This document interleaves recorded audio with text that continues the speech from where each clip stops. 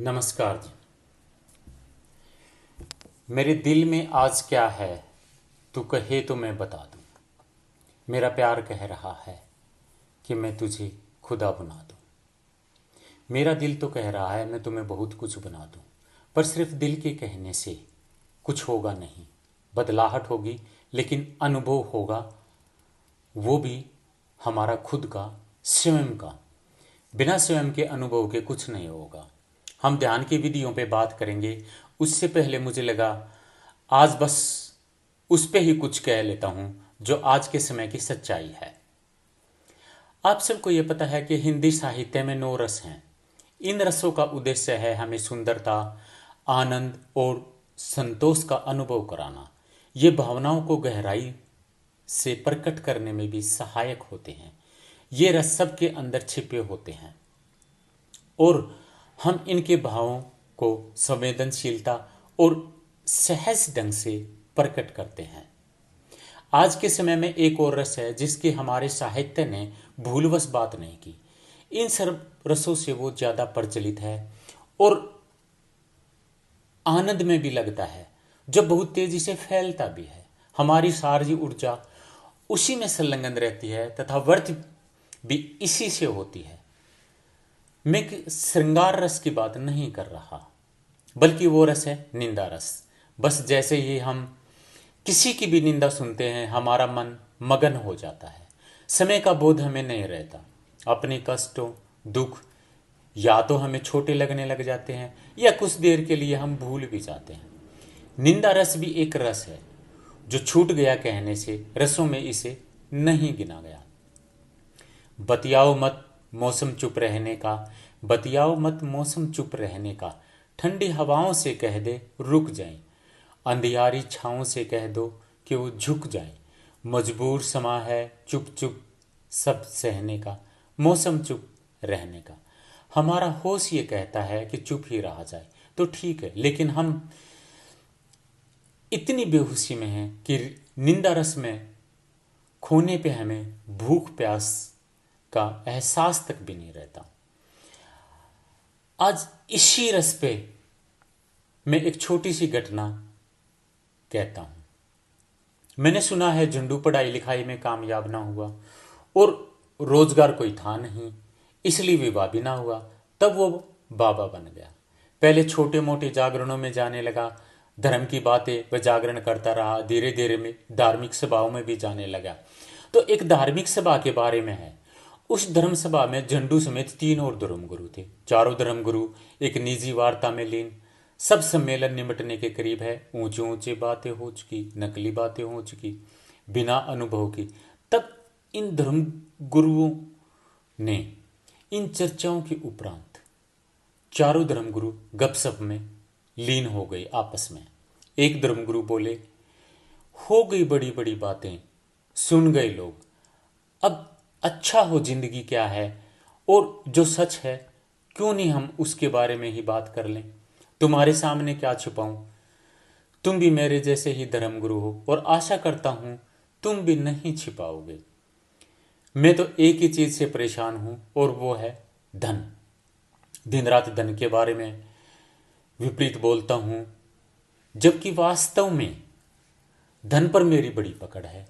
सभी धर्म सभाओं में धन लेकर ही धन के विरुद्ध बोलता हूं। एक पैसा भी मेरा खो जाए, रात भर मुझे नींद नहीं आती। जब पैसा मिलने की बात हो तो खुशी में रात भर नींद नहीं आती। यह धन ही मेरी कमजोरी है। एक बोला, पार तो हम भी नहीं है, हमारी अपनी अपनी मुसीबतें हैं। एक और बोला, क्रोध मेरी मुसीबत है। अहिंसा पे मैं बोलता हूं, जरा जरा सी बात पर मुझे क्रोध से बढ़ जाता हूं और कई बार तो क्रोध में साथी सन्यासियों की हड्डी पसली भी तोड़ चुका हूं। डरता हूं कोई केस ना बन जाए, फिर भी क्रोध पर नियंत्रण नहीं होता। मैं इससे बाहर नहीं हो पा रहा हूं। तीसरे ने कहा, मेरी कमजोरी तो ये काम वासना है। दिन रात प्रवचन करता हूं, ब्रह्मचार्य का मैं व्याख्यान करता हूं। जब मैं बोल रहा हूं तब भी मेरा ध्यान काम वासना पर ही होता है। मैं इससे बाहर नहीं हो पा रहा हूं। चौथा आदमी हमारा झुंडू था। वो तो उठकर खड़ा हो गया और बोला, मुझे माफ करो, मैं अब जाता हूं। उन्होंने कहा, तुमने अपनी कमजोरी नहीं बताई। झंडू बोला, मेरी सिर्फ एक कमजोरी है, वह है निंदा। अब मैं रुक नहीं सकता एक क्षण भी। मेरा पूरा गांव मेरे इंतजार में होगा। जो मैंने अभी सुना है वह मुझे कहना होगा। क्षमा करें, मेरी एक ही कमजोरी है, निंदा, चुगली करना, और मेरा रुकना मुश्किल है। उन तीनों ने बड़ी कोशिश की। तू ठहर भाई, अगर तेरी यह कमजोरी थी तो तूने पहले क्यों नहीं बताया?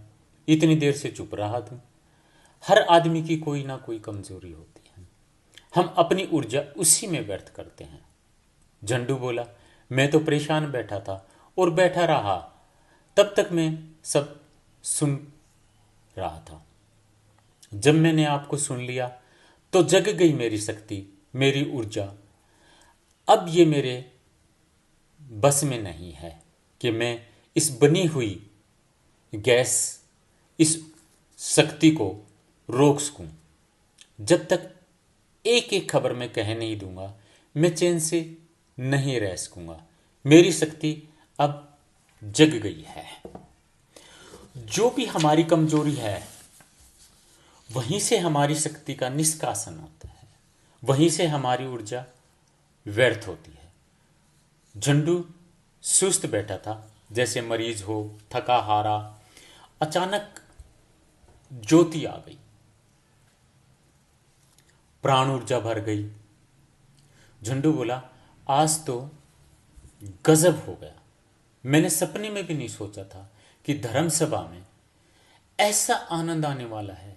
अब इस बात पर भी ध्यान करना, हम सब भी यही कर रहे हैं। हमारी कमजोरी हमारी शक्ति के व्यर्थ होने का बिंदु है। कोई भी हो, भोग हो, त्याग हो, वासना हो, हमारा ध्यान वही केंद्रित रहता है। शक्ति वहीं से विसर्जित होती है, वहीं से ऊर्जा निष्कासित होती है, वहीं से ऊर्जा का वाष्पीकरण होता है। चुगली में ध्यान निषेधात्मक है, हमें विधायक ध्यान के ऊपर आना होगा। खुद में झांकने के लिए जिगर चाहिए।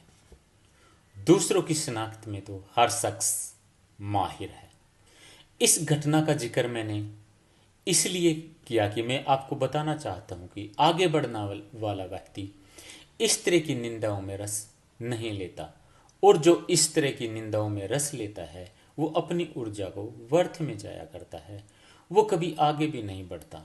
कोई अपने अच्छे कार्यों पर, कोई आपके अच्छे कार्यों पर अगर संदेह करता है तो करने देना।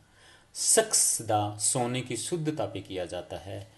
ध्यान की विधियां इस कमजोरी के केंद्र को बदलने के लिए हैं, ताकि जीवन ऊर्जा व्यर्थ में निष्कासित ना हो, विधायक में ऊर्जा का उपयोग हो सके।